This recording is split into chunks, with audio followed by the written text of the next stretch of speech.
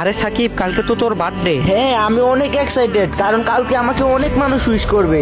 এ আসছে আমার বালের ইউটিউবার। তুই কি স্কাব্য, মিস্টার ট্রিপলার নাকি তালহার মতো ফেমাস মানুষ তোকে উইশ করবে? अरे बस कर बुलाएगा क्या। হ্যাঁ, কালকেই দেখা যাবে কারা আমাকে সত্যিকারের ভালোবাসে। ये बड़ी अच्छी बात कही आप।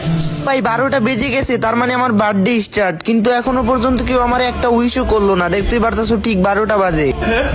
মেসেজ দিয়ে উইশ তো দূর, এখন পর্যন্ত কেউ গেমেও অ্যাড দেয় নাই।